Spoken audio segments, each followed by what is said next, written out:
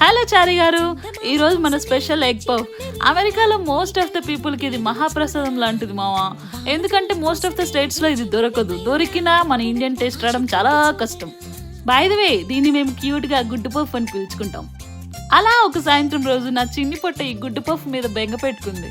ఇంకా వెంటనే లేట్ చేయకుండా పరుగున వాల్మార్ట్కి వెళ్ళి గుడ్డు పఫ్ షీట్స్ పట్టుకొచ్చేసాం. ప్రాసెస్ చాలా ఈజీనే. ఇదిగో ఈ వీడియోలో చూపించినట్లు ఎగ్ పఫ్ షీట్స్ వాల్మార్ట్ లో ఇంకా కాస్కోలో ఈజీగా దొరుకుతాయి. మనమంటూ చేయాల్సింది ఆనియన్ కర్రీ చేసుకుని ఆ ఎగ్స్ బాయిల్ చేసుకోవడమే పని అనమాట. లాస్ట్ లో వ్రాప్ చేసేటప్పుడు కొంచెం అలా బటర్ పూసి మనకు ఇష్టం వచ్చిన షేప్ లో మట్ చేసుకున్నామంటే అంతే, అయిపోయినట్లే. నాలాగా మీరు కూడా మీ ఫ్రెండ్స్ కి హెల్ప్ చేయండి, ఓకే? అంతే, కొంచెం బీట్ చేసిన ఎగ్ ని దానిపైన అలా పూసి ఓవెన్ లో పెట్టేశారంటే వేడి వేడి గుడ్డు పఫ్ఫులు రెడీ. ఇండియన్ ఎగ్ పఫ్కి మాత్రం తీసిపోదు. ఖచ్చితంగా ట్రై చేయండి మీరు కూడా ఒకసారి, చాలా ఈజీగా అయిపోతుంది. అంటిల్ దెన్ మీరు మాత్రం సబ్స్క్రైబ్ చేసుకోవడం మర్చిపోద్దే. రేపు కలుద్దాం మరి.